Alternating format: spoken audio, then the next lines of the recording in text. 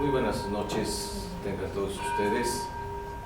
Tengo, el alto honor de presidir esta sesión académica en ausencia de nuestro presidente, nuestro amigo entrañable Eduardo Velasco. Él, por razones de sus responsabilidades, no pudo estar esta noche y en ese honor iniciamos esta sesión y le paso el micrófono a nuestro secretario para que continúe con nuestra orden del día. Gracias, maestro. Señoras y señores, muy buenas noches.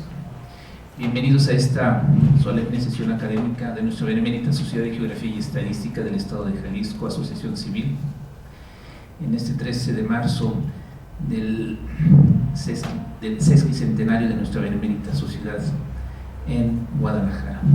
Antes de presentar a las personas que componen esta mesa, quisiéramos rogarles que apagaran sus celulares o los pusieran en vibrador, por favor, para evitar interrupciones como las como recientemente ocurrió. Bien, están con nosotros el maestro José Manuel Jurado Parres. Él es vicepresidente de esta Benemérita Sociedad. Está con nosotros como invitado, vamos a decir que como invitado y como consocio, ahorita les digo por qué, el doctor Emilio Lluís Puebla. Él viene de la Ciudad de México y es miembro de la Benemérita Sociedad Mexicana de Geografía y Estadística. Maestro, bienvenido. También nos acompaña el doctor Gabriel Parellón, nuestro consocio, y su servidor Rubén Rodríguez García, secretario general. Voy a, si me lo permiten, a presentar a nuestros ponentes.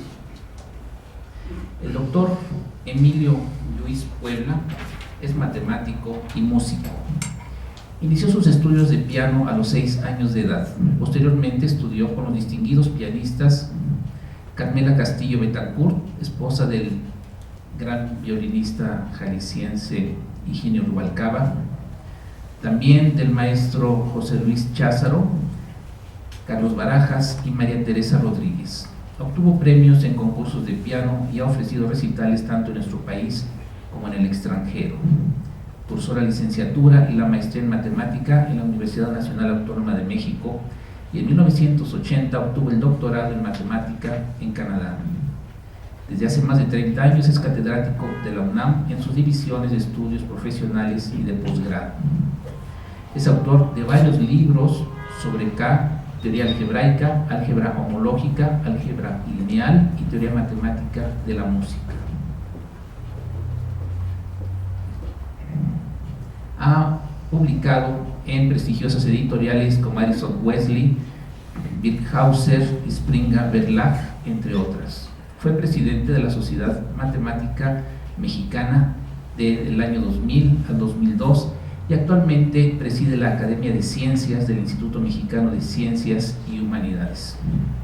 También la Academia de Matemática de la Sociedad Mexicana de Geografía y Estadística, y asimismo es presidente del Congreso Internacional de Música y Matemática que se llevará a cabo próximamente en Puerto Vallarta.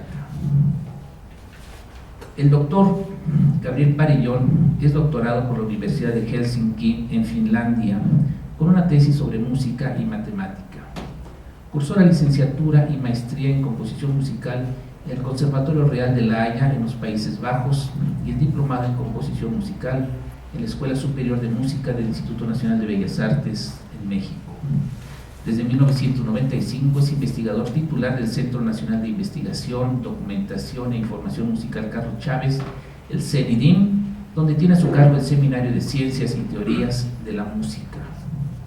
Desde 2011 es profesor tutor del programa en Maestría y Doctorado en Música de la UNAM.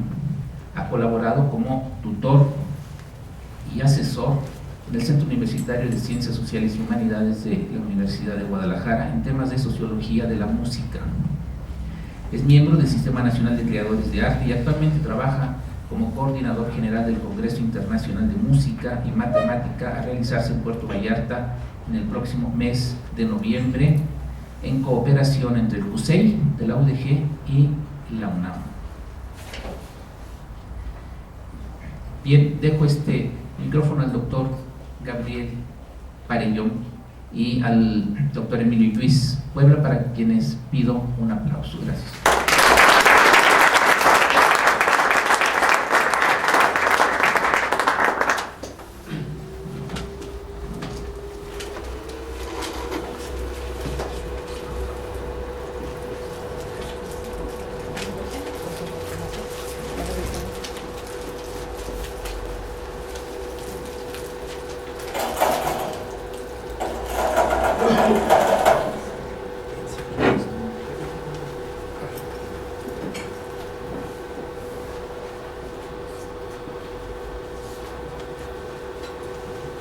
Muy buenas noches, me da muchísimo gusto estar nuevamente frente a ustedes. Es un honor ver a amigos muy queridos y tener el privilegio de estar por segunda vez después de que fui admitido como socio de esta Benemérita Sociedad de Geografía Estadística, en compañía también de distinguido doctor Emilio Lluís Puebla, que es un distinguido pianista, pero también un sobresaliente científico mexicano, particularmente notable en el campo de las matemáticas y pionero en la vinculación de la música y las matemáticas.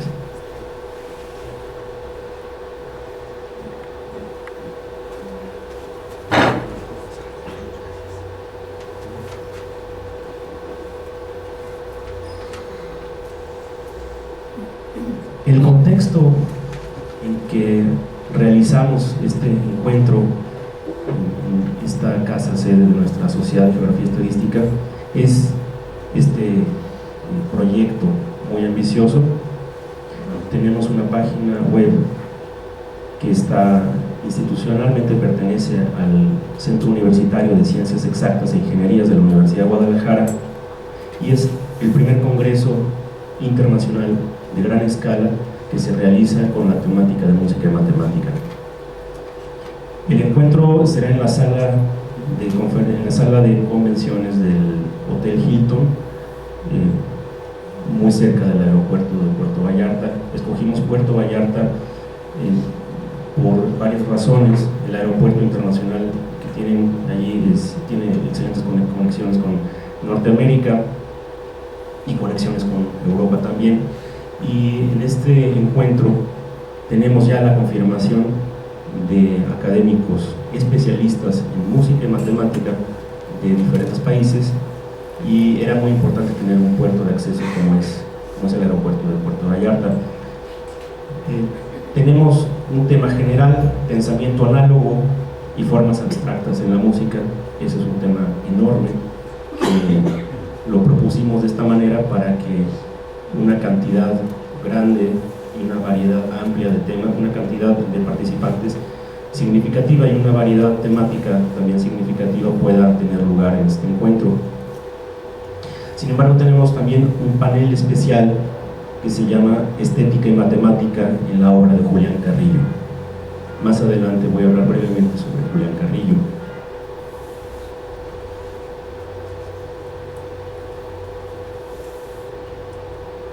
Esta presentación consiste en una muy breve charla de mi parte, en la que hablaré sobre los vínculos entre la música y la matemática en el contexto mexicano.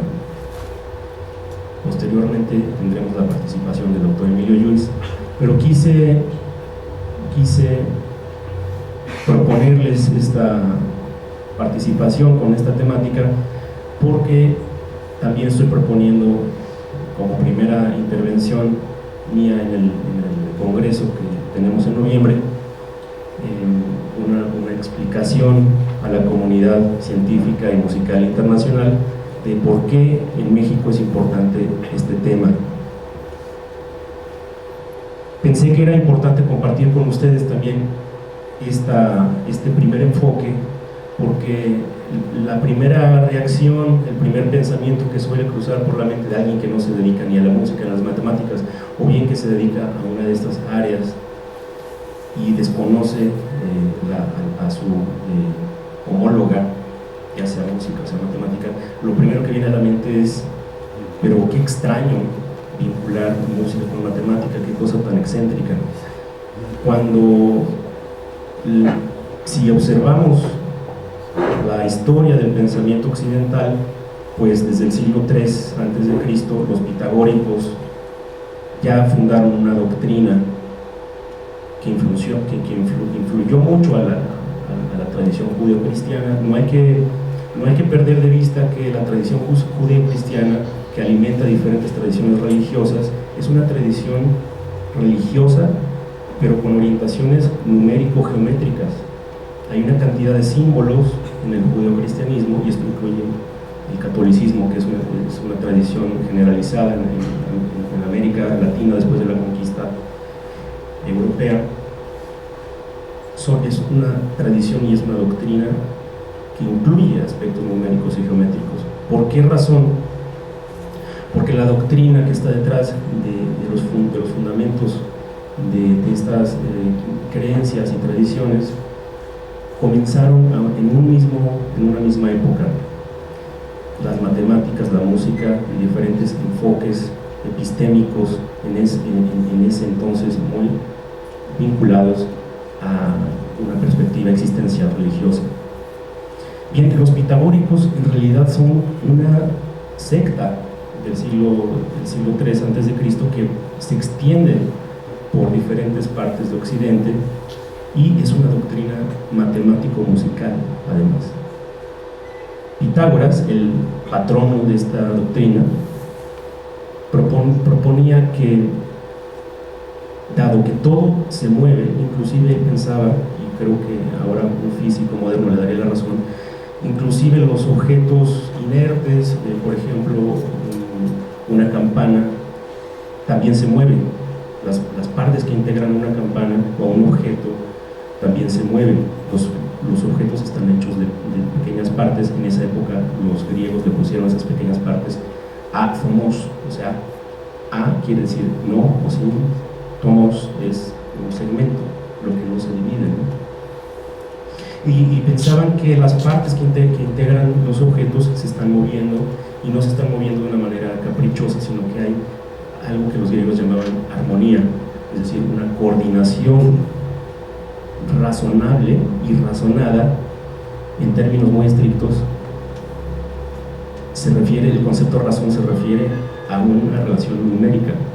Entonces los pitagóricos suponían que había un vínculo entre estas razones. El significado antiguo de razón es numérico, que estas razones señalaban los ritmos de las cosas, desde lo más pequeño hasta que Aristóteles dice, bueno, también lo más grande, lo que los aristotélicos llamaron la música de las esferas, la vibración de los grandes cuerpos estelares. Ahora sabemos, en astronomía sabemos que los cuerpos estelares tienen pulsaciones y tienen movimientos cíclicos, y a eso le llaman frecuencias, igual que le llamamos frecuencias a las alturas musicales, o sea, lo que vulgarmente conocemos como notas musicales. Bien, pero como mi exposición versa sobre México, quiero decir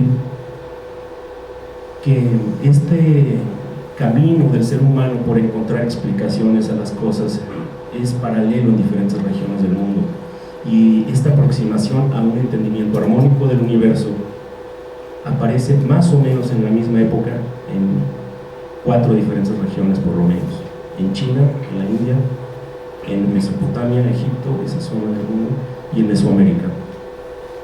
¿Por qué conocemos tan poco de las tradiciones matemáticas, musicales, las tradiciones armónicas de Mesoamérica?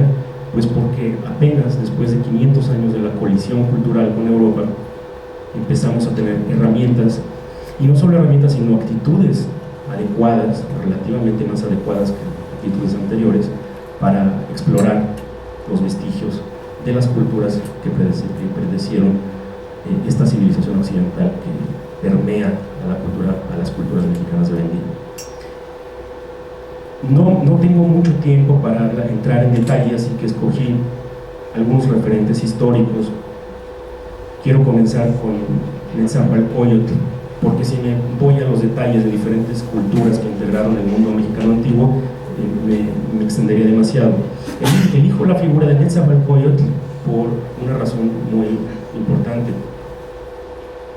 Netzahualcóyotl fue, antes que gobernante y príncipe, o mejor dicho, gran orador, es decir, fue tlatoani de Mexico Tenochtitlan, antes de eso fue un fugitivo, víctima de un golpe de estado. Su padre fue asesinado y en su infancia y primera juventud Netzahualcóyotl es acogido por la comunidad del sur del lago Texcoco, y su infancia, su adolescencia transcurre en Xochimilco.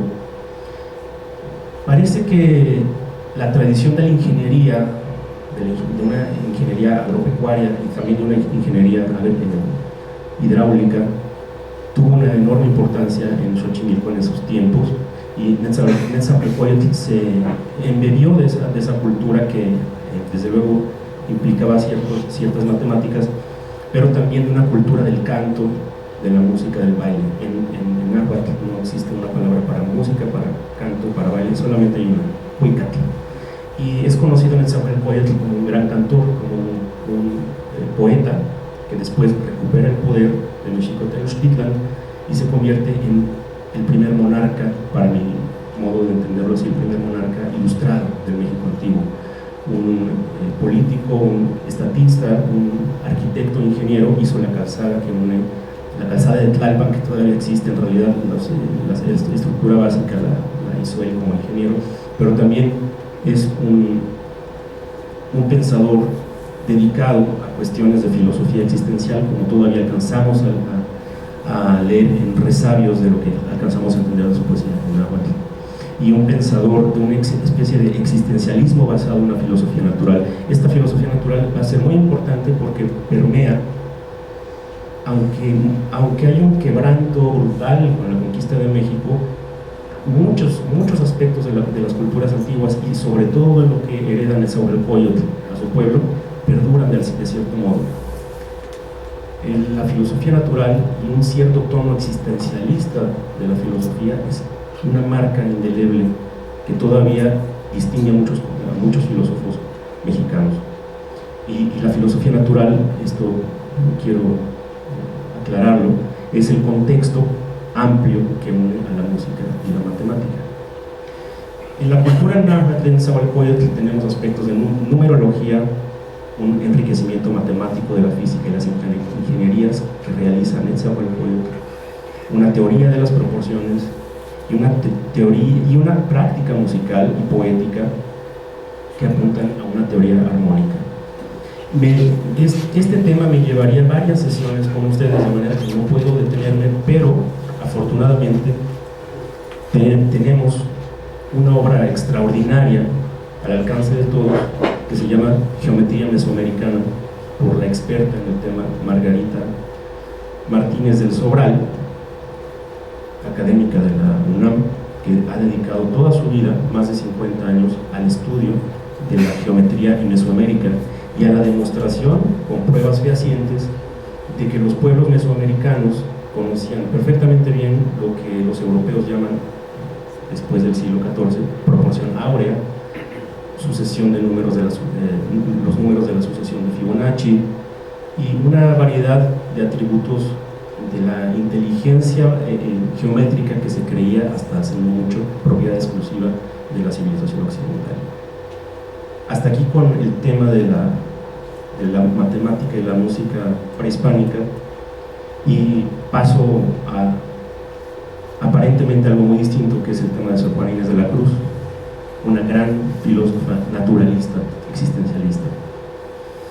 Sor Juana dejó varios textos que permiten conjeturar un enorme interés en las teorías. No en lo personal yo no estoy seguro si exactamente de Johannes Kepler, este famosísimo astrónomo del siglo XV, XVI, del siglo XVI, siglo XVI y XVII, que contribuyó cambios muy significativos en la teoría armónica aristotélica, pero ya casi poniendo un pie en una nueva época que le va a tocar después a Newton desarrollar. Pero Sor Juana se embebe de esta cultura que es el Renacimiento, y ella misma realiza una serie de investigaciones sobre la elipse y sus propiedades armónicas por influencia de un jesuita, un religioso jesuita, Athanasius Kircher, quien fue un erudito que publicó un tratado de música con bases matemáticas. Pues Sor Juana leyó bajo estricta prohibición de la Iglesia, leyó esos textos y escribió varias aportaciones suyas, casi en clave, porque en el barroco que le tocó, en la época barroca que le tocó vivir, esa era la práctica, varios conceptos sobre armonía musical.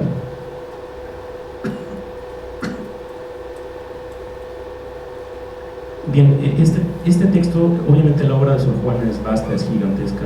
Solamente para dar un ejemplo, hablaría yo muy brevemente de estas líneas. Es un ejemplo de cómo Sor Juana hacía teoría musical, a veces incluso en verso. Dice Sor Juana: si el punto de alteración a la segunda se inclina, más porque ayude a la letra que porque a las notas sirva. Es un segmento, es muy difícil que lo entendamos en estos momentos sin contexto, pero lo que quiere decir esto de punto es un signo, como lo entendemos hoy en notación musical. Alteración, todavía conservamos esa palabra los músicos y lo hemos reducido a bemol y sostenido. Lo que quiere decir Sor Juana es que cuando la segunda es un intervalo musical por ejemplo, de do a do sostenido, tenemos un intervalo de segunda, así le llamamos. No me quiero detener en detalles técnicos, simplemente quiero decir, la reflexión de Sor Juana es una reflexión de índole armónico, matemático. Se reduce en esta especie de axioma. Dice Sor Juana, los intervalos más pequeños sirven para que fluya el texto en una obra poética o musical, pero no es parte de un sistema armónico, más que como en el siglo XVIII ya después se formalizó el concepto como nota de paso. Bien, hay muchas aportaciones más de Sor Juana a la teoría de la armonía, pero quiero saltar ahora a este genial compositor y músico violinista mexicano, Julián Carrillo, quien le tocó formarse en la época porfiriana como músico, ganó premios en Europa como violinista muy importantes, y cuando había obtenido casi todo lo que podía tener un músico de su época, decidió, una vez que dominaba todas las reglas de armonía y teoría musical de su época, decidió romper todas las reglas. Se propuso crear una nueva teoría de la música basada en el concepto de metamorfosis. Esto brevemente no me puedo detener mucho, pero es uno de los aspectos más asombrosos de su teoría musical. Lo que quiere decir metamorfosis en el contexto de Julián Carrillo es lo que actualmente se empieza a entender como autosemejanza de la música. Ahora tuvimos una charla en la tarde en el CUSEI donde alguien comparaba un fractal, estos objetos ahora muy populares y poco entendidos por la divulgación de la matemática, que se repite dentro de sí mismo muchas veces y tiene que ver con la armonía. Julián Carrillo desarrolló este concepto, generó diferentes escalas de afinación que no existían en su época y aplicó su teoría para crear instrumentos nuevos, inclusive pianos que tienen afinaciones completamente distintas del piano convencional que conocemos bien, y dejó una gran cantidad de repertorio musical nuevo. Entre otras cosas, formuló una teoría que transforma nuestra concepción de lo que es algo tan elemental como la octava, el doble de una frecuencia, por ejemplo, cuando tocamos un do y luego otro do, o un si y luego otro si simultáneamente, y en fin, enriqueció de una manera muy especial la música del siglo XX, y apenas ahora empezamos a entender los alcances de sus aportaciones. Desgraciadamente fuera de México se le conoce poco, pero desgraciadamente fuera de México se le conoce mucho, sobre todo en Alemania y en Bélgica, en Francia, se graban sus obras, se siguen construyendo sus instrumentos musicales, y en México hay un enorme desconocimiento de su legado. Por eso es un tema especial de nuestro Congreso de Música y Matemática que se desarrollará en noviembre. Bien, este es un detalle técnico, pero porque no hay tiempo para tratarlo por ahora. Paso a un contemporáneo de Carrillo, Augusto Novaro. Estoy hablando de ejemplos referentes mexicanos de la relación de música y matemática. Augusto Novaro formuló una teoría muy diferente a la de Carrillo, pero que es muy interesante también, en la que no se dividen los intervalos musicales bajo un criterio estrictamente numérico, simétrico, sino que Novaro propone que se observe primero el comportamiento de los objetos en vibración y que el ritmo, el movimiento de las partes de un objeto en vibración sea lo que dicte la armonía musical con el que se va a pretender hacer música a través de ese instrumento. Es decir, Novaro pone al instrumento primero y dice, observemos su comportamiento físico, y después de entender ese comportamiento, todo lo que nos dice ese comportamiento va a ser el tratado de armonía para ese objeto o para ese instrumento. Una aportación muy interesante de este teórico mexicano, Augusto Novaro. Finalmente, Erwin Wilson, un teórico musical nacido en 1928 en Chihuahua, de ascendencia inglesa, pero de cultura mexicana, desde hace muchos años vive en Nuevo México. Elabora un sistema geométrico en que las formas de vibración armónica de las partes integran un todo armónico en conjunto. Esto es un concepto muy familiar para Sor Juana Inés de la Cruz. Es un concepto armónico en que incluso Wilson propone un modelo en espiral. Sería largo explicar cómo funcionan los modelos de Erwin Wilson, pero lo que él propone es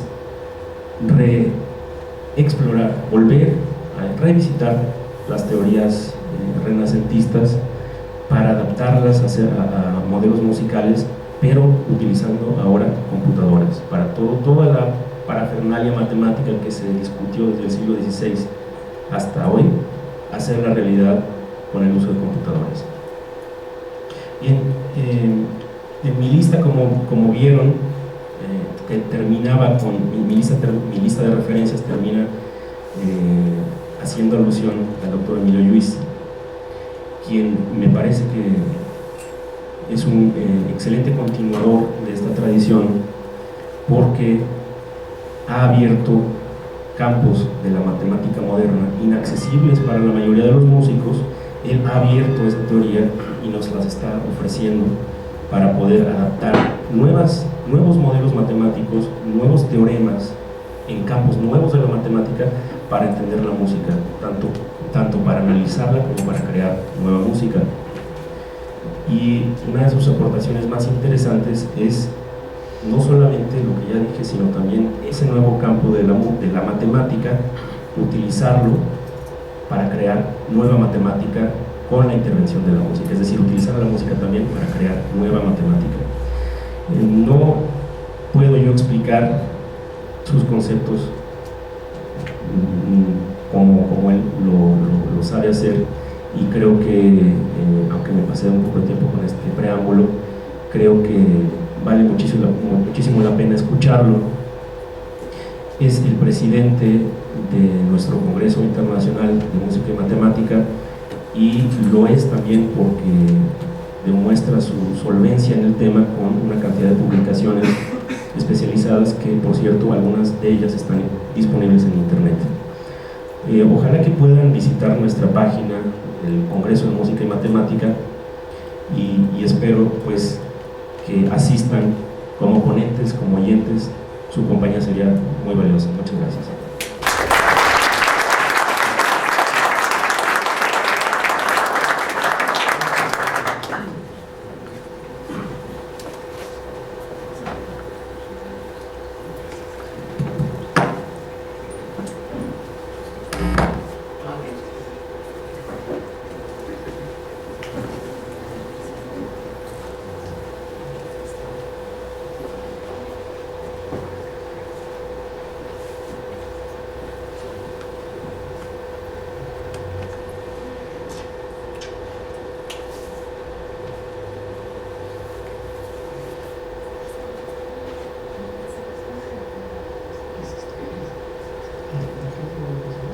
¿Ya me oye? Sí. piano, molto pianissimo. No, molto bene. Molto bene. Bueno, primero que nada, agradecer a esta institución de la cual me honro a pertenecer, al licenciado Rubén Rodríguez García, al maestro José Manuel Jurado Parres, que es vicepresidente de la correspondiente de Jalisco, y al doctor Parellón por esta invitación, a la cual considero mi casa. Yo soy miembro de la Sociedad Mexicana de Geografía y Estadística desde los años 80, ya no sé ni cuál, pero tengo el honor de ser por muchos años presidente de la Academia de Música y de la Academia de Matemática, que fundé en 2003, me parece, que fundé la de Matemática, porque hubo un congreso muy interesante de Geografía y Matemática en nuestra sede en la Ciudad de México. Pues es un placer y un alto honor para mí estar con ustedes, y gracias por la invitación. Voy a platicarles un poquito acerca de la música y la matemática, que yo considero que son dos bellas artes. Ese es el título de mi plática.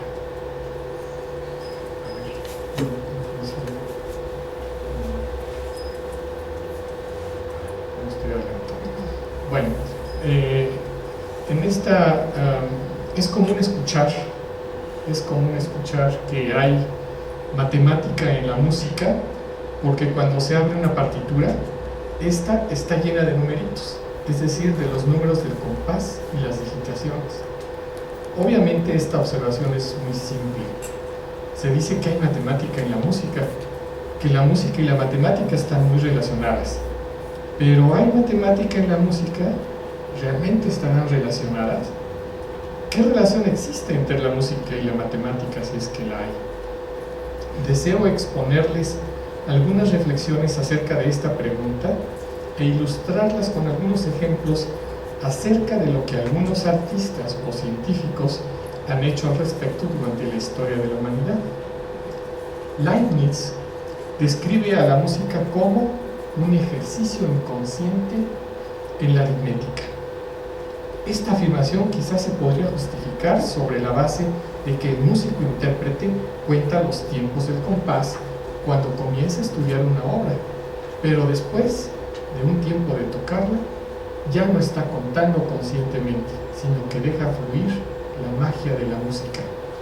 Sin embargo, casi todos los elementos externos de la música se definen numéricamente: 12 notas por octava, compás de 3/4, 7 octavos, 5 líneas en el pentagrama, n decibeles, semitono de la raíz duodécima de 2, altura de 440 Hz, lo horizontal y lo vertical en la textura musical, arriba y abajo en la escala, etc.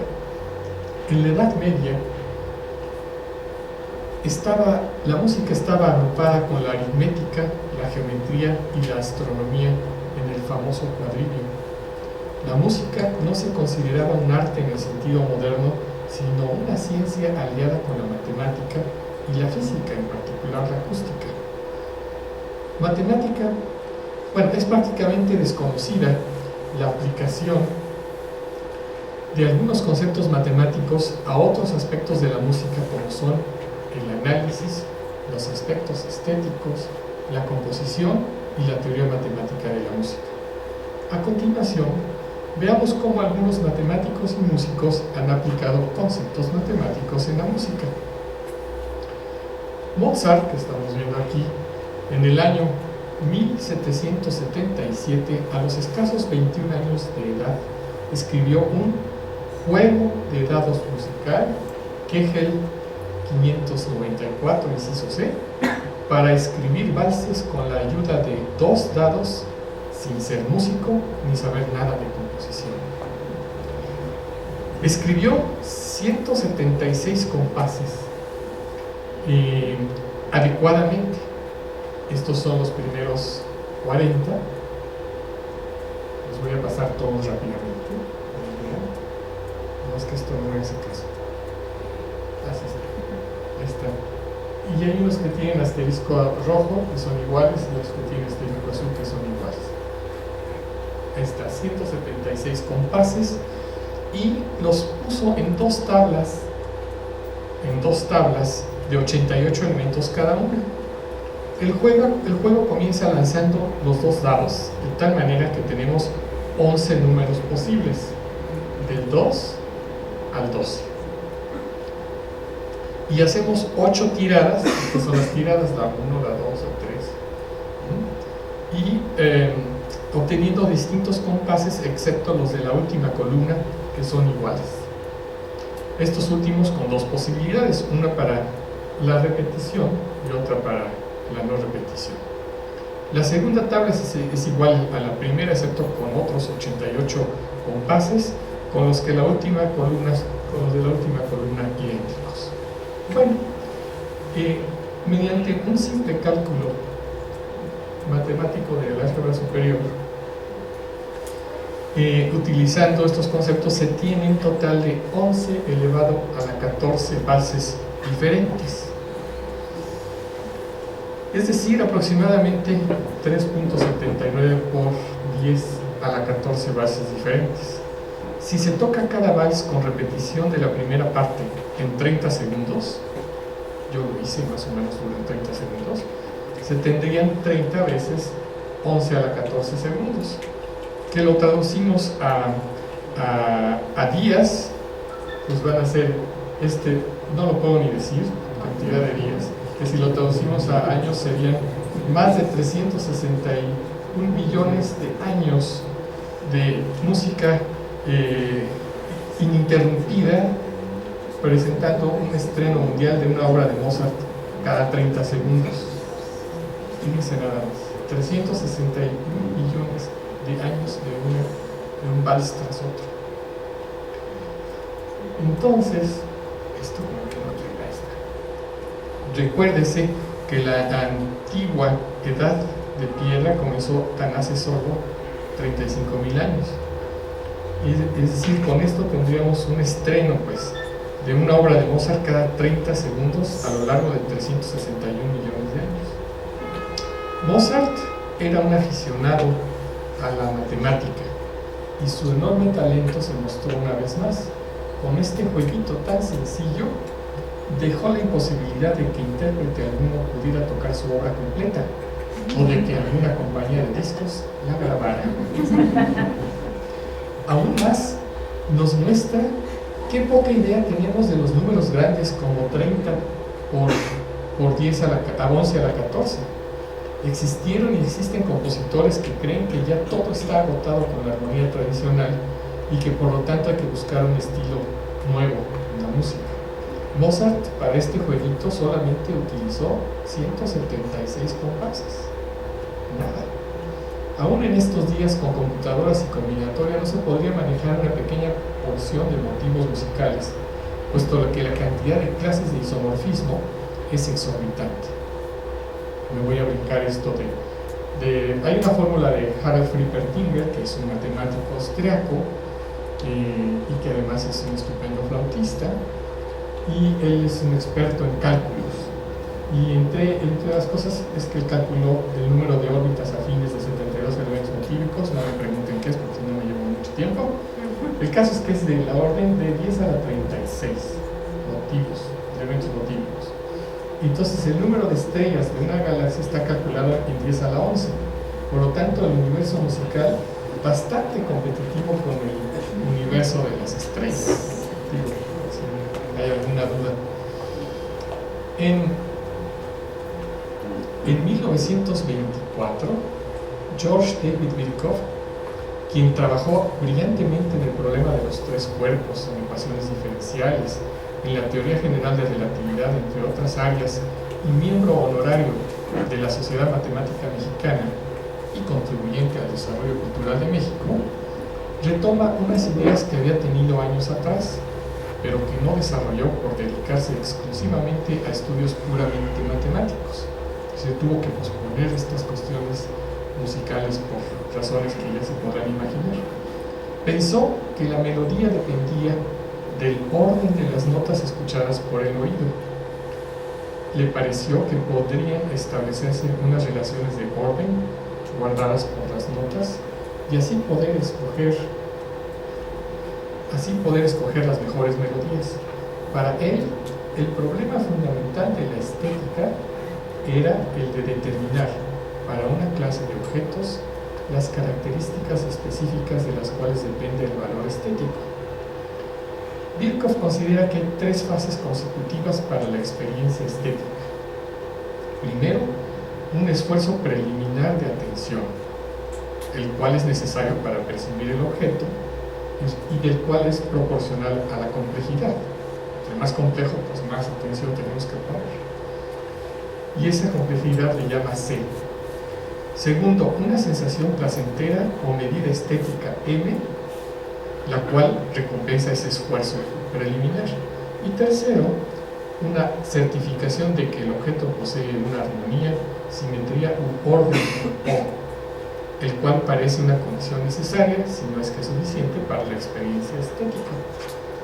Así, Birkhoff propone una fórmula M igual placer estético, la medida estética es igual al orden entre la complejidad, mediante la cual expresa la medida estética como el efecto de la densidad de las relaciones de orden comparadas con la complejidad. Él mismo inquiere lo atrevido de esta fórmula y proporciona algunas justificaciones históricas. La estética trata del placer estético y con los objetos que lo producen. Así es que tenemos clases de objetos los cuales pueden ser comparados con respecto a su valor estético. Los de clases diferentes no pueden ser comparados. Luego, el problema fundamental de la estética analítica, como define Birkhoff, es el de determinar los factores estéticos y su importancia relativa.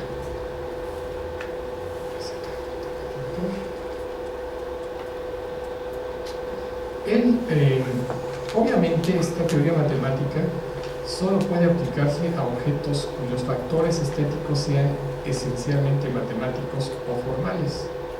Hay otros factores que están más allá de esta teoría, como por ejemplo las asociaciones acerca del significado de un poema hermoso.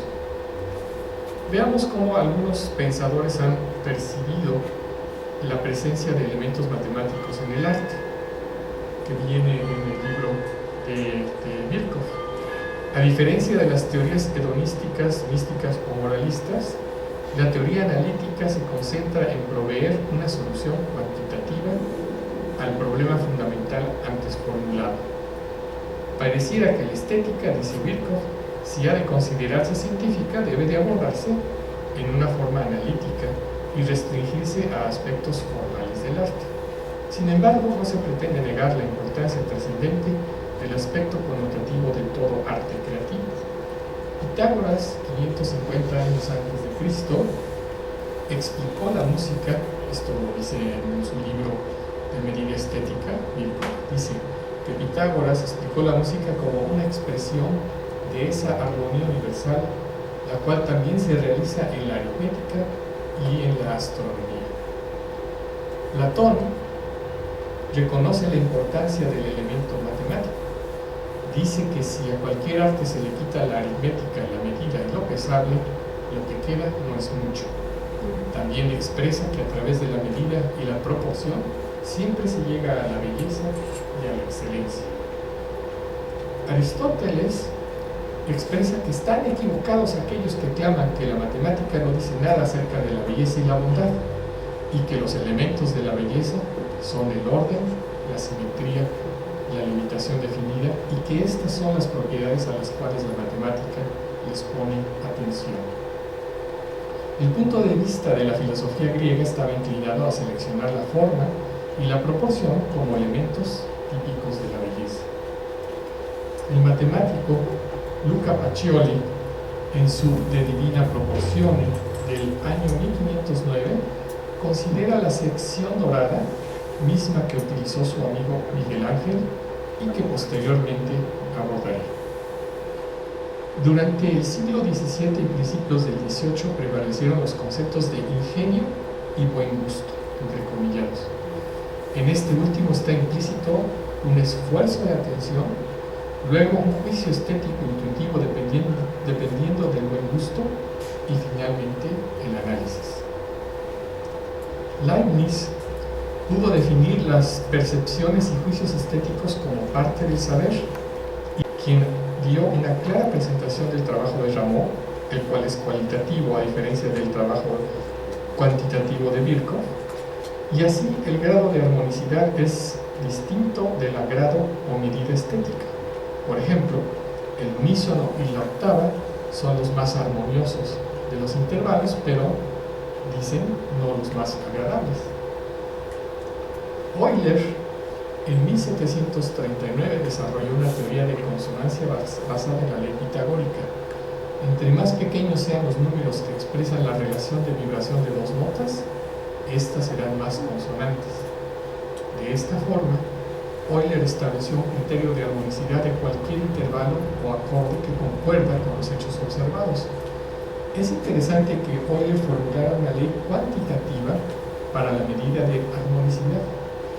Así, el concepto general de Euler acerca de la naturaleza del goce estético concuerda completamente con el de Birkhoff, que en palabras de Helmholtz, años después, establecían que entre más fácilmente percibamos el orden que caracteriza a los objetos contemplados, estos parecerán más simples y perfectos, y más fácil y gozosamente los reconoceremos. Un orden que cuesta trabajo descubrir, aunque ciertamente nos halague, asociará cierto grado de desgaste y tristeza, dice Birkhoff. Birkhoff aclara que su teoría carece de toda matemática excepto la simple enumeración, y que su trabajo es un mero ensayo. En su trabajo desarrolla las bases psicológicas de su fórmula, la aplica a formas poligonales, a ornamentos y a vasos. Para el caso de la medida estética de formas poligonales, Birkhoff considera la fórmula m igual al orden entre la complejidad, pero el orden lo define de acuerdo a estas variables, donde B es la simetría vertical, E es el equilibrio, R la simetría central, etc. Y en base a esto, hace el análisis y establece la medida estética de estas figuras poligonales. Por ejemplo, el cuadrado es el que tiene más alta medida estética, 1.5. Esto está en el libro de medida estética de Birkhoff. Y está en español, publicado en Argentina en los años 50, me parece, pero porque fue hecho en 1925. Y el rectángulo le da una medida estética 1.25, el triángulo 1.16, medida estética de 1.58, y así analiza, lo voy a pasar rápidamente porque son muchas figuras poligonales. Pueden ver, esta es la suástica, punto 33, punto 14, ceros, aquí ya medida estética 0, y hay unas horripilantes, ¿verdad? Que empieza a ver si cambia esto, menos punto 17, menos punto 11, ¿verdad? Porque ya no cumple los criterios que estableció. También lo utiliza en adornos. Por ejemplo, aquí base ciertos criterios, establece la medida estética de varios adornos, como que y también lo usa en la medida estética de acordes. Entonces él preguntó a gente que se dedica a la música cuáles son, que den parámetros, por ejemplo, en un acorde si es mayor que le dé 1, si está en posición básica le dé valor 1 y así. Entonces analiza enlaces armónicos para los que saben la armonía. Un buen enlace es aquel donde, por ejemplo, el bajo baja una cuarta, se queda pegado esta voz, baja un tono, un tono y sube una tercera. Este es un buen enlace, tiene valor 15. Este es todavía mejor porque el bajo sube un tono, baja un tono y los dos bajan un tono activo. Es un buen enlace armónico, ¿no? Para los que saben entonces de notas. Y también lo aplica a la poesía.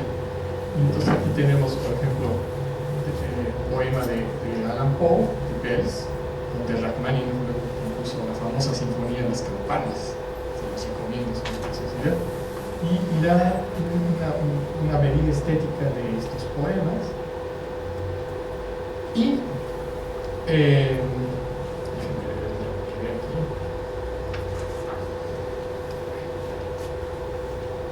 Birkhoff analiza también el problema de la melodía y deja abierto el problema del ritmo. Su trabajo puede continuarse aún más. De hecho, me llegó para revisar hace unos 4 o 5 años un artículo publicado en China, donde continuaban el trabajo de Birkhoff de una manera interesante. Su trabajo puede continuarse aún más y la utilización de la computadora sería de gran ayuda. Su intención fue la de proveer de procedimientos sistemáticos de análisis en simples dominios de la estética, y concluye que hay una enorme diferencia entre el descubrimiento de un diamante y su tasación, aún más entre la creación de una obra de arte y un análisis de los factores formales que entran en ella. Leonardo de Pisa, en el año 1202, cuyo sobrenombre era Fibonacci, en abreviación de Filius Bonacci, escribió un libro llamado Liber Abaci, o libro sobre el ábaco. Sobrevive la segunda edición del año 1228. Contenía casi todo el conocimiento aritmético y algebraico de esa época y jugó un papel fundamental en el desarrollo de la matemática occidental, pues a través de él los europeos se familiarizaron con el sistema numérico indoarábigo. Contenía muchos ejemplos. Veamos uno de ellos, reformulado de la siguiente manera. Dice así: suponga que los conejos no se reproducen durante su primer mes de vida, pero que a partir del segundo mes, cada pareja de conejos produce un nuevo par. Suponga que ningún conejo se muere. Si comenzamos con un par de conejos, la pregunta es: ¿cuántas parejas de conejos hay a los 12 meses? Y en general a los n meses. La sucesión de las parejas adultas es de la forma 1, 1, 2, 3, 5, 7, 8.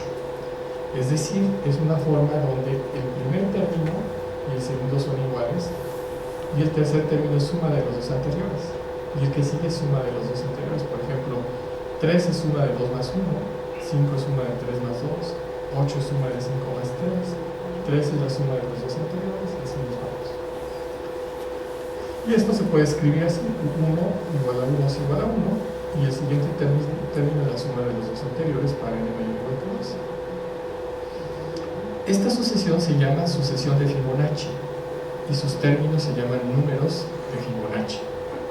Si consideramos el cociente Bn como el cociente de dos números consecutivos, un más 1 entre un, obtendremos una sucesión cuyo límite cuando n tiene infinito es 1.618, etc. Vamos a preguntar si no saben de esto. Este número juega un papel muy importante en la geometría y en la estética. Si dividimos un segmento de recta AB en un punto C, tal que se tenga que la distancia AB dividido entre AC es igual a AC entre CB, obtenemos esta división llamada sección o razón áurea, y Kepler la llamó proporción divina. Si hacemos que la distancia entre A y B sea 1 y llamamos X la distancia entre A y C, entonces vamos a tener que X es igual a menos 1 más menos 5, raíz cuadrada de 5 entre 2, que viene a ser igual a punto, tiene dos raíces, esto, entonces punto 618, 0.34, o menos esto que está aquí. Bueno, lo que me interesa es que la parte mayor de cualquier longitud dividida en razón áurea es igual a la longitud total multiplicada por punto 618. Béla Bartók, aquí ven sus años de vida, alrededor del año 1915 desarrolló un método para integrar todos los elementos de la música: escalas, estructuras de acordes con los motivos melódicos apropiados, proporciones de longitud tanto de la obra en general como los de la exposición, desarrollo, reexposición, frases de conexión entre movimientos, todo basado en la razón áurea. Es sorprendente que Bartók nunca escribiera o platicara de esto durante su vida. Ya los caldeos habían propuesto utilizar la razón áurea como principio estético 3000 años antes de Cristo.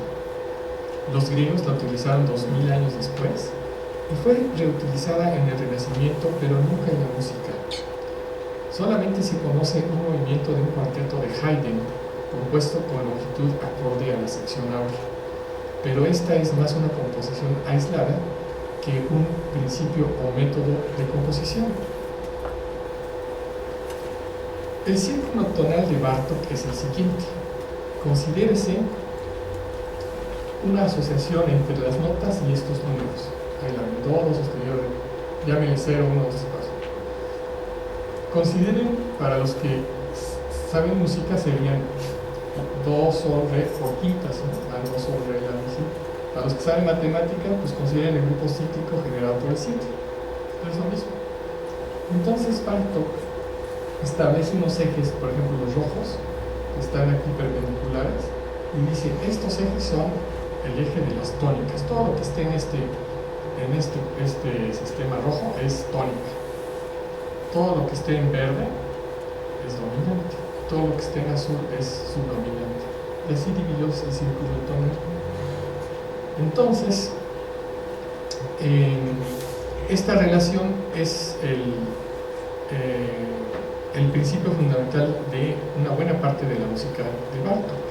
Muchos ejemplos de su música siguen este principio. En cuanto a la armonía y la forma, Bartók utiliza el principio de la proporción áurea. Por ejemplo, el primer movimiento de la sonata para dos pianos y percusiones consta de 443 compases. Si se multiplica por el número .618, se obtiene el compás 274, el cual será el centro de gravedad del movimiento. Así, la reexposición o recapitulación ocurre en el compás 274 y análogamente sucede con el primer movimiento de Contrastes, otra obra de Béla Bartók, el cual consta de 93 compases, número que si se multiplica por 618.618 nos da el compás 57, justo donde comienza la reexposición. Y hay muchos ejemplos más. Este es de la sonata para dos pianos y percusiones, que también no lo voy a mencionar ahora. Y esta es la idea de Bartók. Por ejemplo, esta es la longitud en compases, hay 89 compases, y divide en secciones donde las secciones son el número de compases que corresponden a un número de Fibonacci. El clímax, el fortísimo, ocurre en el compás 89 y hace un balance de acuerdo a esto, la estructura hace su creación musical. No voy a explicar esto de trabajo. Y si comparamos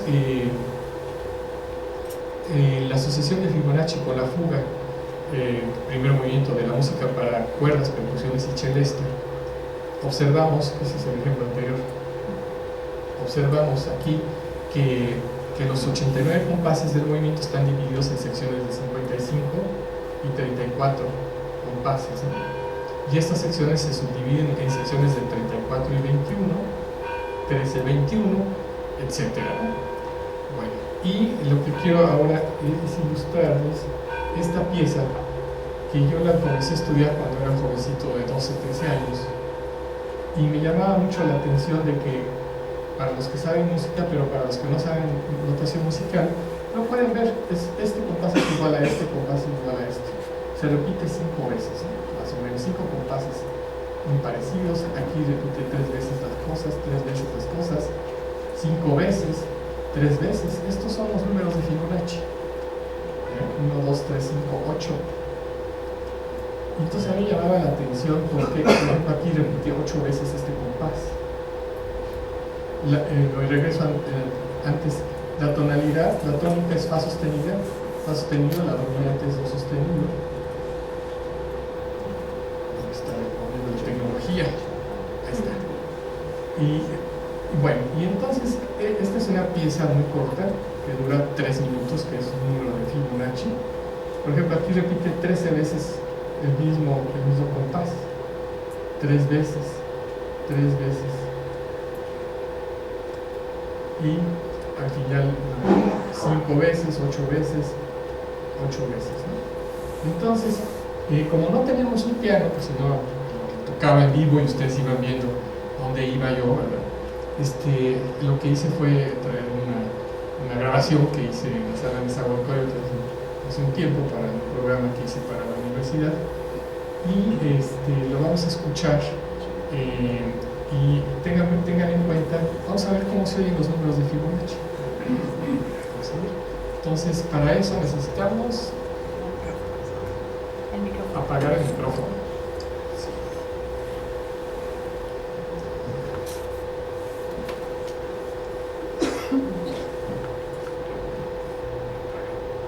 ¿Y ahora qué más?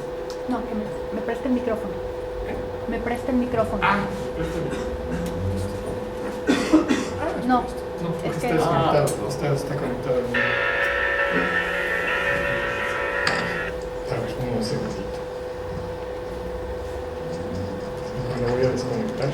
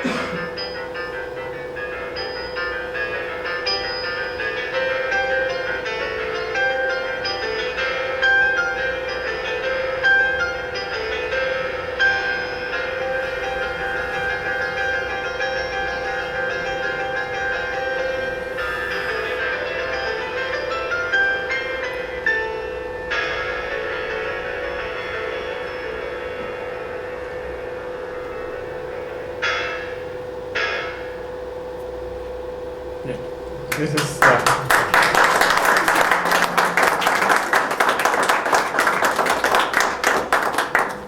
ese es el Allegro bárbaro de la Bartók.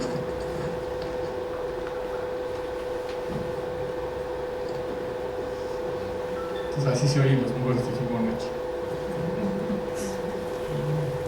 Cuando yo empecé a estudiar esta pieza, y muchos músicos que Bartók se llevó a la tumba esto, nunca dijo qué es lo que hacía. Entonces yo no sabía por qué repetía tantas veces esto, aquí 8, aquí 9 veces. Y después, cuando estaba yo haciendo mi doctorado en Canadá, tenía mi oficina justo arriba de la biblioteca de música. Fue fantástico, porque cada vez que podía me escapaba a buscar ahí todas las cosas y entre ellas me encontré un libro de ¿cómo se llama este señor? Bueno, se me olvidan los nombres, por eso los apunto. Pero es Lendvai, Erno Lendvai. Y ahí explicaba, porque Bartók se llevó a la tumba todo lo que hizo, nunca lo reveló, pero Lendvai de alguna manera supo, y todavía no sé cómo lo hizo, qué es lo que estaba haciendo Bartók. Bartók no quería que se supiera, que fuera su método de composición secreto. Y entonces ahí descubrí esto. Entonces para mí ya tuvo sentido un poco, bueno, son los números de Fibonacci, lo repite 8 compases, 5, 13, etc. Él se enojaba cuando estrenaban una de sus obras en Budapest y los músicos no repetían el número de compases que había que repetir. Y en un momento dado dijo, nunca más se va a volver a tocar una obra mía en Hungría. Salió enojado. Ya. Pero no les decía a los músicos, es que yo quiero que se repitan estos números tan especiales de Fibonacci. Los músicos tocaban lo que sea, y les daba igual 5 que 6, lo que sentían, ¿no? Entonces se exasperaba. Bueno, Bartók escribió que seguía a la naturaleza en la composición y que fue guiado indirectamente por fenómenos naturales para describir estas regularidades. Constantemente aumentaba su colección de plantas, insectos y especímenes minerales. El girasol era su planta favorita y se ponía muy feliz cuando encontraba piñas de abeto en su escritorio. Consideraba que la música folclórica también era un fenómeno de la naturaleza y que sus formaciones se desarrollaban tan espontáneamente como otros organismos vivientes, las flores, los animales. Por eso a algunos su música les recuerda al oyente de escenas naturales. Bueno, por ejemplo, el girasol tiene 34 pétalos y sus espirales tienen los valores 21, 34, 55, 89, 144, que son números de Fibonacci. Su uso de los acordes también está basado en los números de Fibonacci. Por ejemplo, 2 es una segunda mayor, 3 es una tercera menor, 5 cuarta justa, 8 una sexta menor, 13 una octava aumentada, que son estos intervalos, y que utilizaba en acordes de esta manera, haciendo su famoso acorde mayor-menor.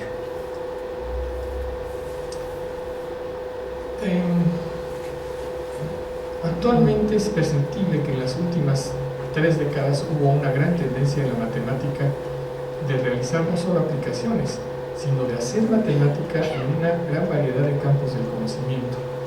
Y el campo de la música no ha sido la excepción, aunque ya se daba esto en la música desde la época de Pitágoras. Recuerden que la musicología es el nombre adoptado del francés musicologie, como pronuncio en francés, para referirse al estudio escolástico de la música. Del alemán Musikwissenschaft, que significa ciencia de la música. Hacer musicología no es fácil. La musicología carece de un marco conceptual estable. Se dice que es muy difícil comenzar a hacer musicología y a navegar sobre un marco conceptual seguro. En la musicología tradicional existe el problema estándar del encapsulamiento. Se da un postulado encapsulado y se previene de cualquier acceso a la presunta complejidad escondida.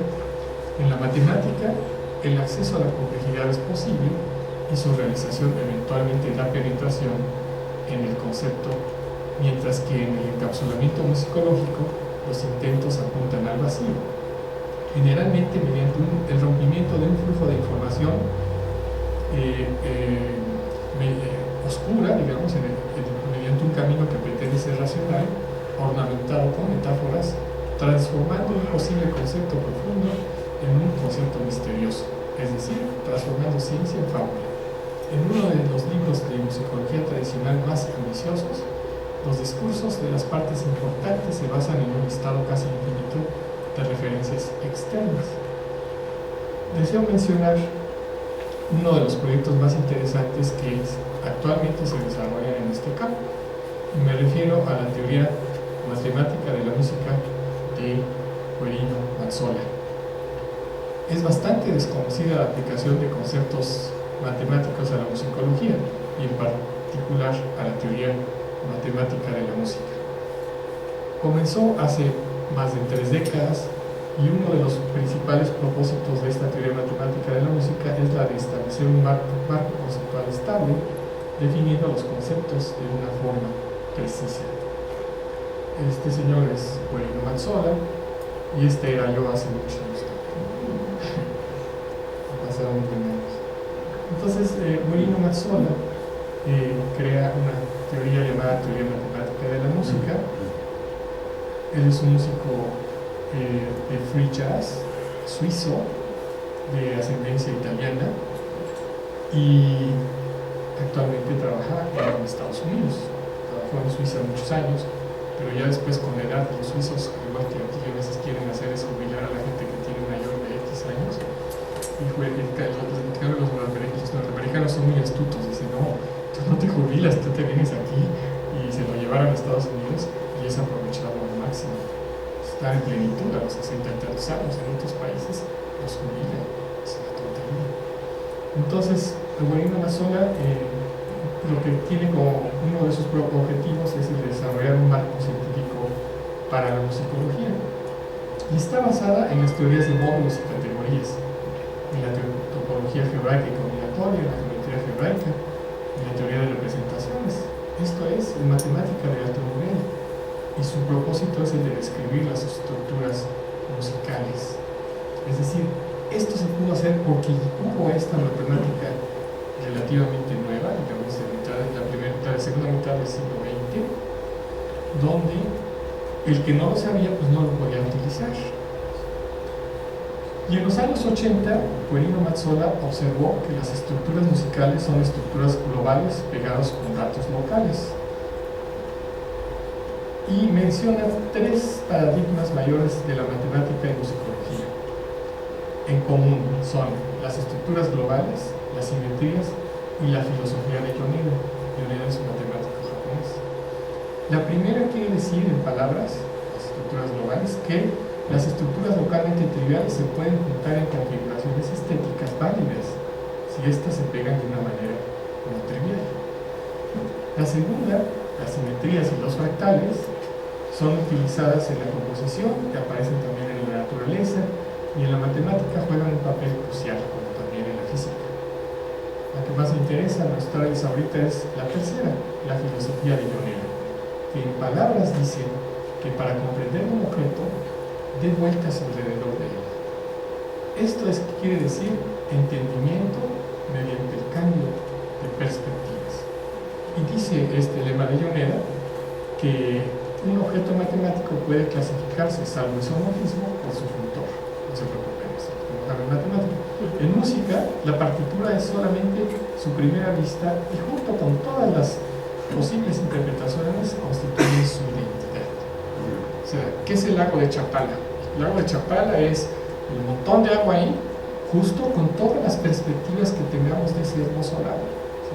Estemos acá. Eso es el lago de Chapala. ¿Sí me queda claro? Con un ejemplito. Bueno, esa es la filosofía de Yoneda. Y clasificar objetos musicales quiere decir que existe. Pero esto ya es para matemáticos. Me lo voy a brincar, ¿no? En el año 2000, Guerino Mazzola presenta en México, en un congreso que organicé en Saltillo, de la Sociedad Matemática Mexicana, cuando yo era presidente, un artículo que se llama Status Quo 2000 y explica por qué el acercamiento mediante su modelo teórico geométrico de ese tiempo evolucionó a un marco que es apropiado para muchos problemas musicales, que es el de la teoría de topos. No voy a abundar sobre la teoría de topos, es una rama de la matemática. Aquí viene un poco el diagrama de lo que es la teoría Guarino Mazzola por años, en el 78, en el 81 cuando escribe este libro en alemán, que este otro me confesó que había sido un gran error, debería haber escrito en inglés, porque se quedó cerrado a un círculo pequeño. En el 86 yo conocí a Guarino en los años 90. Escribe La geometría del tono. En fin, aquí pueden ir ustedes viendo lo que hace. Voy a ubicar esto. A ver. En el año 2000 presenta el status quo número 2 en el Congreso de la Sociedad Matemática Mexicana, en Saltillo. En el 2002 publica su libro Topos of Music, varios programas. No lo voy a explicar esto, pero es más bien de carácter matemático, de los que está encadenado con una serie de cartas. Bueno, luego en el año 2010 hizo su tercer status quo, que organizamos entre uno de mis exalumnos, que hizo su doctorado en esta área, en Huatulco, el segundo Seminario Internacional de Teoría Matemática de la Música, en el año 2010, y presentó cada 10 años presentaba Mazzola su estado del arte. Esto que ven ustedes es uno de los libros más hermosos que hay, que escribió Guarino Mazzola, con varios colaboradores. Yo tengo el orgullo de haber sido uno de ellos, y una de mis alumnas también, Mariana Montiel, y es hasta la fecha uno de los pilares de esta rama. Topos quiere decir el lugar de la música, pero también topos en matemática es una teoría matemática, una teoría de topos, que son categorías con ciertas condiciones. Después publicamos este libro, que son perspectivas en la matemática, en teoría matemática de la música computacional, en el año 2002. Las memorias de cuarto Seminario Internacional de Teoría Matemática de la Música, que se llevó a cabo en Huatulco. Estas son publicaciones para interesados gratuitas. Entran en la página de la Sociedad Matemática Mexicana y pueden leer lo que está ahí. Y después escribí con mis alumnos, Agustín, que hizo su doctorado conmigo, y Mariana Montiel, que estarán presentes en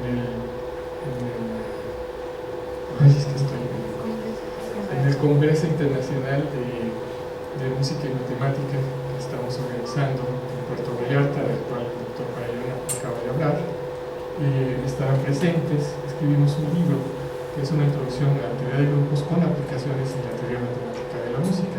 El interesado lo puede bajar gratis de esta página de la Sociedad Matemática Mexicana. Este es el libro que también, aquí se puede bajar, ¿no? Está traducido en inglés. Aquí, y me voy a brincar esto porque si no me extendería mucho, es las actividades relacionadas con la música, que son la producción, la recepción, documentación y comunicación, que se pueden pintar en un tetraedro. Los dominios fundamentales científicos requeridos para relacionar las actividades descritas incluyen la semiótica, la física, la matemática y la psicología. El estudio de esto requiere muchos campos asociados. Voy a brincar esto. Muchas cositas aquí me voy a brincar. Es que esta conferencia la puedes tener a 3 horas, pero no es la idea. Me voy a brincar mucho hasta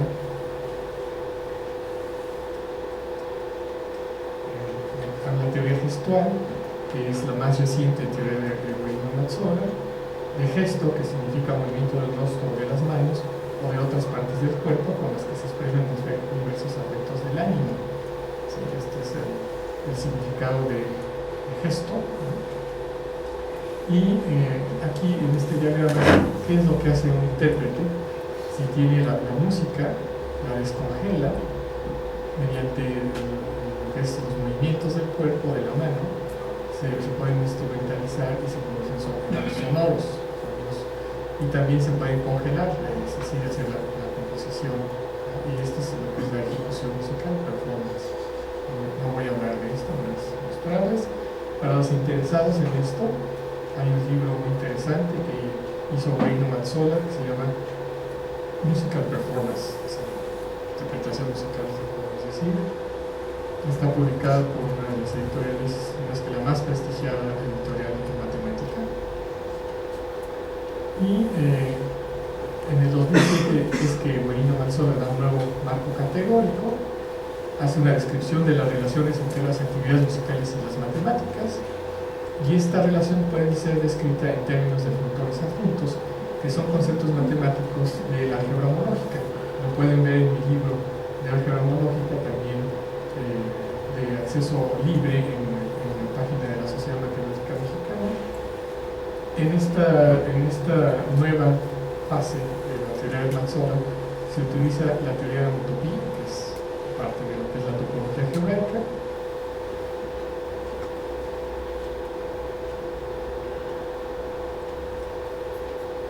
Y voy a brincar esto.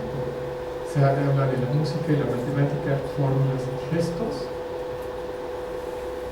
Este señor es Alexander Grothendieck, uno de los más connotados matemáticos del siglo XX y muy amigo de Guarino Mazzola, y que le dijo: esta es probablemente la matemática de la nueva era, porque en usar matemática en la música no es nada más aplicar la matemática, sino hacer matemática nueva dentro de esta área. No es solamente aplicación. Es Alexander Grothendieck, uno de los matemáticos más connotados del siglo XX. Estos son libros de Guarino Mazzola que hay sobre el tema.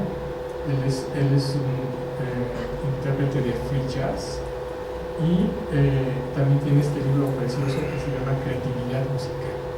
Es el gran momento cómo se puede escribir acerca de esto. Estos son los artículos de Guarino Mazzola. Tengo gente trabajando, haciendo tesis sobre estas cosas. Me voy a buscar esto. Si no, no me caso. Esto es lo que es un gesto, son movimientos. Voy a brincar, que no es parte de la plática, cómo se puede modelar el movimiento de una mano, si existe. Y voy a llegar a los hipergestos, vamos a platicar ahora. Y bueno, digo a que hemos considerado que la aplicación de conceptos matemáticos hasta ahorita en esta charla, hemos aplicado conceptos matemáticos al entretenimiento con un juego de dados de Mozart, ¿no? Lo hemos aplicado a la estética con la teoría de la estética de Birkhoff, a la composición musical, a la creación de un lenguaje preciso para la musicología, entre otros, y a la acústica, por supuesto. Les voy a comentar un poquito lo que decía este señor, que ahí está, Henri Poincaré, en los años 1854-1912, uno de los filósofos y matemáticos más connotados en la historia de la humanidad. Y dice: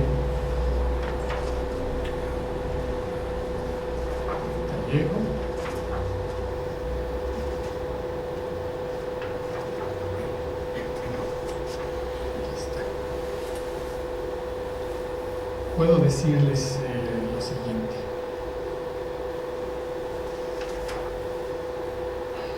Me voy a regresar tantito antes de hablar de Poincaré. Déjenme decirles que yo me dediqué en los años 70 del siglo pasado y hasta la fecha a ramas de la matemática que se llaman teoría de homotopía, homología, topología algebraica, álgebra homológica, geometría algebraica. Esta matemática era considerada purísima, sí, purísima, inmaculada. Sin embargo, 30 años después, esa matemática es súper aplicadísima. Y fíjense en qué campo. El de también mi otra pasión, la música. Nunca sospechó yo, cuando era jovencito, que eso que trabajé de joven 30 años después iba yo a estar viendo cómo esa matemática súper abstracta aparecía en otra de mis pasiones, que es la música. Para mí fue algo inaudito. Bien, ¿y qué relación existe entre la música y la matemática? Es decir, ¿qué conexión o correspondencia existe? Hemos visto cómo se han aplicado conceptos matemáticos provenientes al fin y al cabo de la naturaleza, del pensamiento abstracto del hombre, etc., al entretenimiento con un juego de dados, a la estética, como replico, a la composición musical, comparto, y a la creación de un lenguaje preciso para la musicología y la música, entre otros.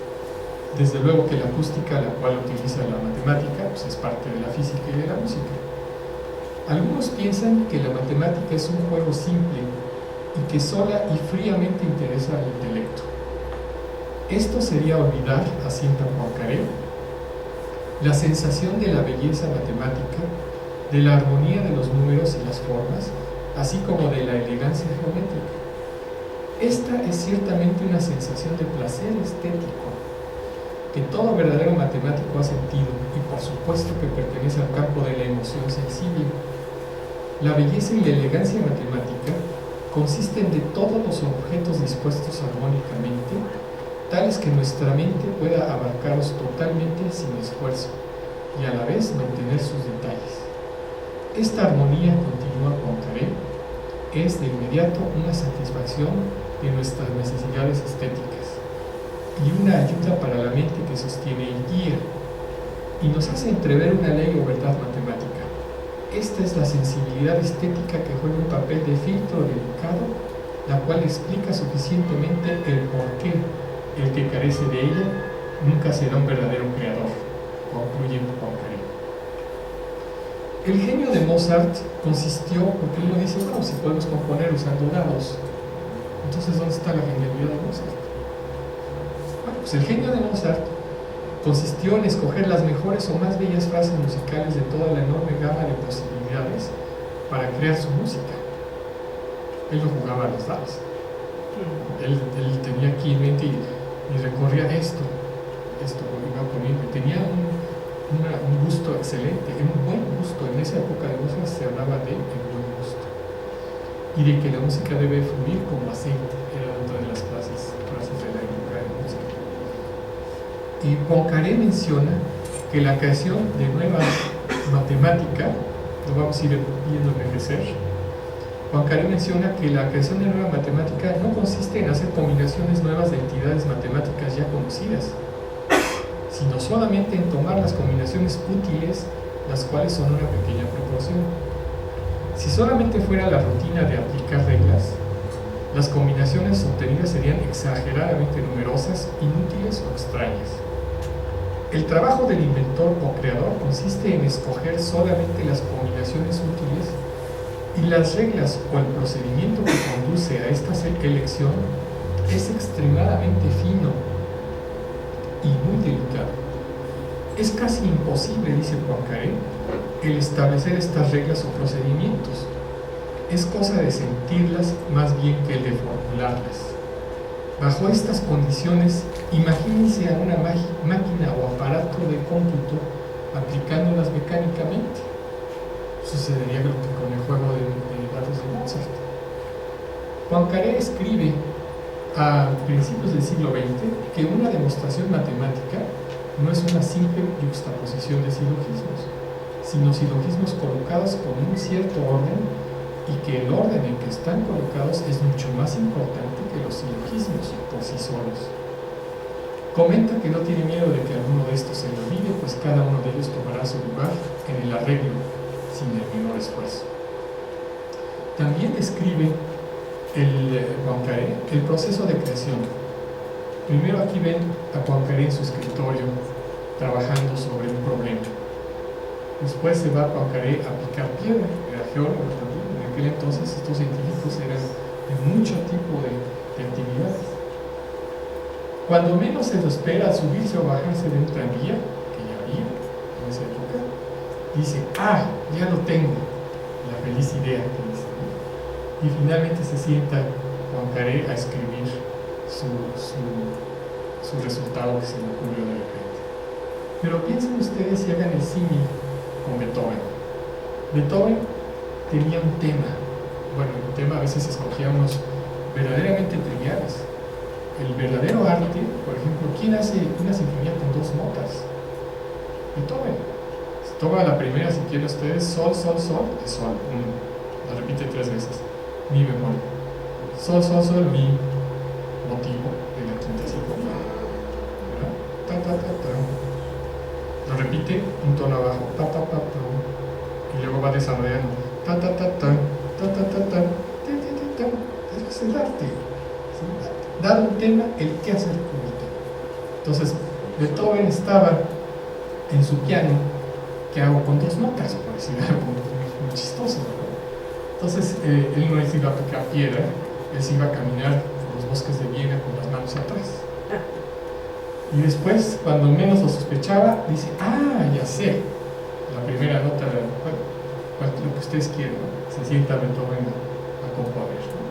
Estos cuatro caricaturas simbolizan el proceso creativo del ser humano. El dejarlo en inconsciente un tiempo, las cosas, y de repente el cerebro hace las conexiones neuronales. En la música y en la matemática es exactamente lo mismo. Entonces, hagan ustedes... No, voy a seguir aquí. A propósito de Beethoven, les va. Acaba de aparecer mi más reciente grabación con las 6 sonatas para piano y violonchelo de Beethoven, que realicé con el chelista español Iñaki Echepare, en el chelo y yo al piano. Iñaki, que es toca un chelo de los años 1700 y algo, el cual tiene una sonoridad maravillosa. No lo digan a nadie, pero su chelo está evaluado en más de 5 millones de pesos. Porque va a venir a México y no van a saltar. Lo de aquí no sale, ¿verdad? Es una joya que tiene un chelo pequeño, pero suena increíble. Y pues traje unos cuantos ejemplares por si alguien de ustedes desea adquirirlo, con mi autógrafo, por supuesto. Los venden acá. Tiene 2 CDs, 3 sonatas en cada uno, para violonchelo y piano, y luego tocando el piano, y un DVD con la historia de las sonatas para violonchelo y piano que compuso Beethoven, y el castillo de Chapultepec. ¿Por qué? Porque nosotros queremos dar a conocer también nuestro país. Entonces hicimos, de hecho ahí presentamos el ciclo completo de las 6 sonatas, y trae una historia del castillo que yo mismo cuento en DVD, o sea, lo ven en la televisión, y otras cositas más, y sorpresa, tiene un cuadernito hermoso, en fin, está muy bonito, vean. Se imprimieron 1000 ejemplares, nos quedan alrededor de 400, están volando, se nos ha vendido como pan caliente. Bueno, y les invito a ustedes también, si lo desean, ver en mi colección de, váyase el anuncio, mi colección de CDs en mi página de internet, ¿no? Donde tienen ahí, por ejemplo, cuando cumplí 60 años, pues hice la versión de la sonata Opus 17 en distintos instrumentos, que es fantástica, para piano y violín, para piano y corno francés, para piano y flauta, para piano y cello, para piano y corno inglés, etc. También tengo un dúo ya de 17 años, vamos a cumplir, el maestro Carlos Santos y yo, de oboe y piano, una poco usual, pero esta simple curiosidad solo la poseen los grandes matemáticos. Uno de los problemas más difíciles para un matemático principiante o no tan principiante es el de encontrar un problema. A menudo sucede que casi toda la emoción de la creación y penetración está concentrada en formular la pregunta adecuada. Podría decirse que esto es más de la mitad del trabajo y a menudo la que requiere inspiración, a diferencia de otras disciplinas. Esta es una gran diferencia, pues, con la investigación en otras áreas del conocimiento, y es precisamente por esto el que la investigación matemática es extremadamente difícil. La respuesta puede ser también difícil, puede requerir mucho ingenio, puede utilizar técnicas conocidas y en el mejor de los casos requiere de la invención de nuevas técnicas.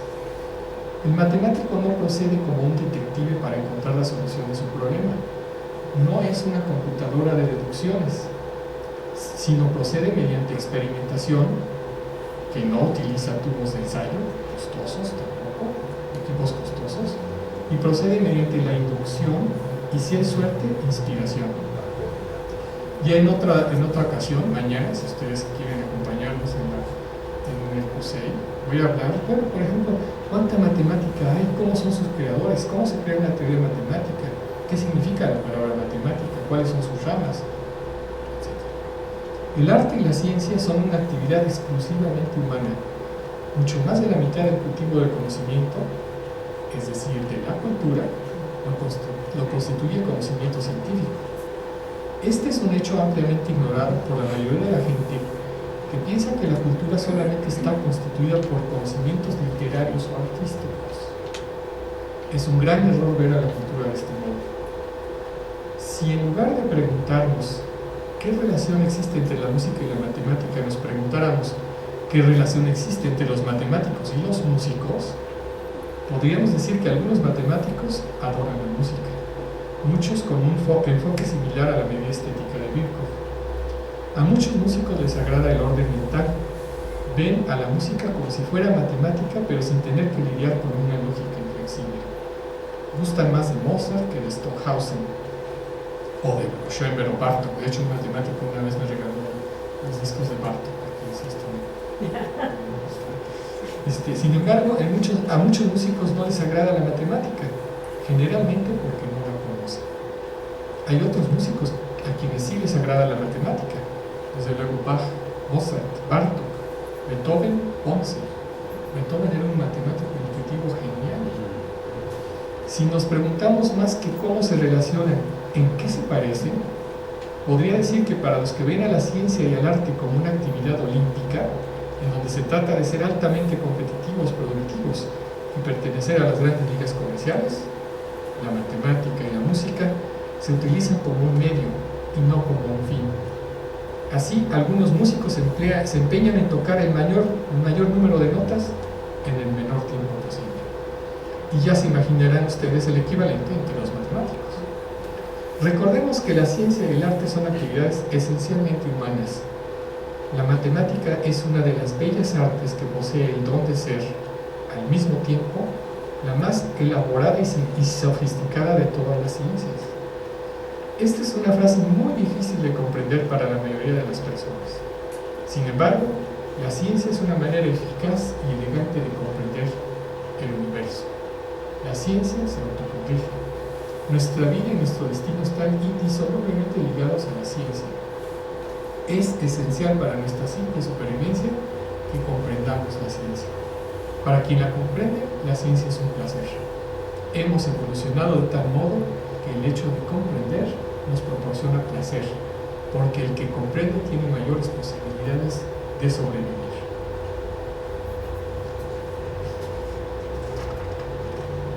Estamos viviendo actualmente un cambio tan radical en la musicología como el que se experimentó en la física hace 500 años.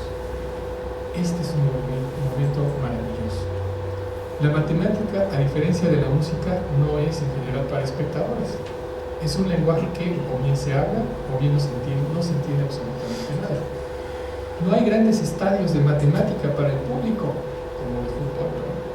Entonces, pregunto, ¿qué relación existe entre la matemática y la música? James Joseph Sylvester, hasta en sus años, extraordinario ser humano, lean sobre él, vale la pena. Escribe en 1864, y lo voy a leer en inglés porque el traducido pierde algo. Escribe: "May not music be described as the mathematics of sense, mathematics as music of the reason, the soul of each the same." Que traducido, aunque pierda algo, dice: ¿acaso no puede describirse la música como la matemática de lo sensible y la matemática como la música del entendimiento, el alma de cada uno la misma? Ambas se crean, se recrean, podemos apreciarlas y disfrutarlas. Una ventaja o desventaja, según se quiera ver, es que para la matemática no existe un instrumento musical donde tocar. Esta se queda a nivel de partitura. Podría decir que va directamente de pensamiento a pensamiento.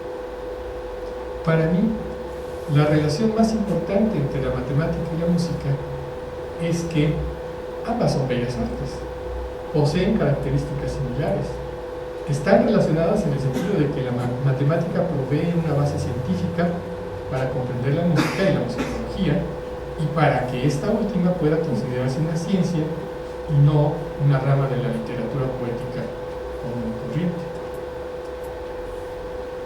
Deseo finalizar esta exposición, no sin antes agradecer su presencia, estableciendo una vez más que la matemática es una de las bellas artes, la más pura de ellas, que tiene el don de ser la más precisa y la precisión de las ciencias. Muchas gracias por su atención.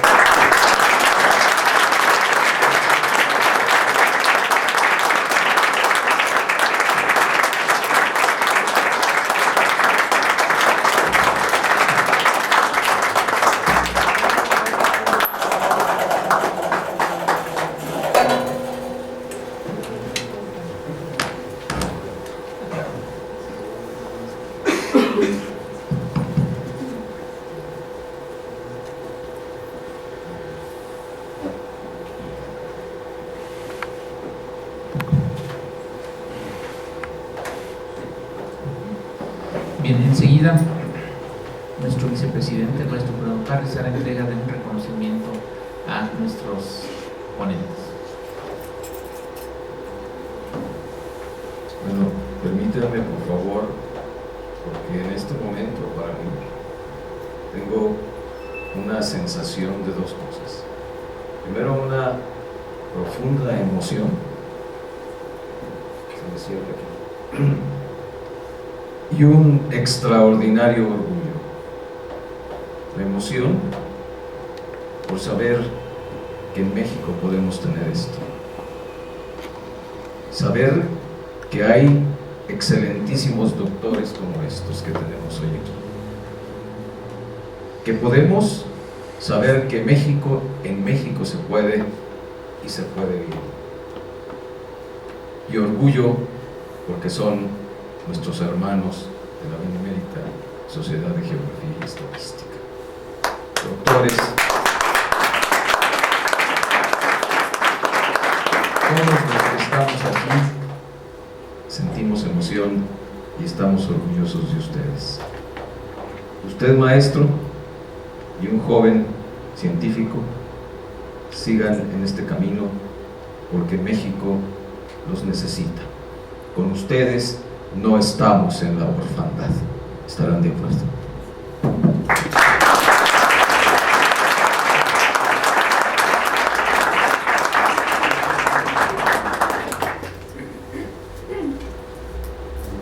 Para entregarles los reconocimientos que nuestra institución siempre en estas ocasiones hace, leeré: la Benemérita Sociedad de Geografía y Estadística del Estado de Jalisco, Asociación Civil, institución científica y cultural instalada el 27 de septiembre de 1864, otorga el presente reconocimiento al doctor Emilio Lluís Puebla por su participación en las actividades organizadas por esta institución con la conferencia Música y Matemáticas 2 Bellas Artes, misma que se llevó a cabo en las instalaciones de nuestra casa sede, cumpliendo así con el objetivo fundamental de esta benemérita institución, que desde su fundación ha sido el estudio y la divulgación de la ciencia y la cultura. Guadalajara, Jalisco, a 13 de marzo del 2014, firman el licenciado Eduardo Velasco Briceño, nuestro presidente, y el señor licenciado Rubén Rodríguez García, secretario general. En los mismos términos, al doctor Gabriel Parellón Morales.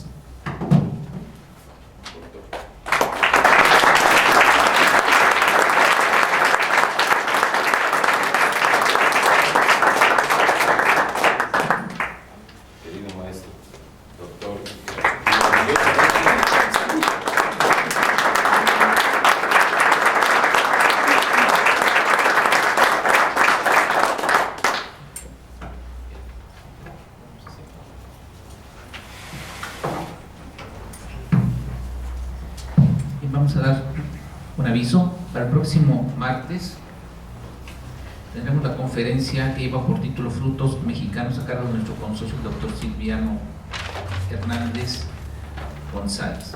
Y los invitamos a un brindis de honor para seguir departiendo con nuestros ponentes. Y cedo este micrófono a nuestro vicepresidente para que haga la clausura de esta solemne sesión académica.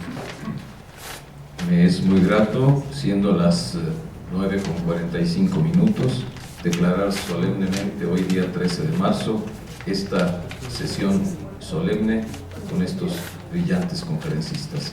Muchísimas gracias a ellos y muchas gracias a todos ustedes también. Que tengan un buen día.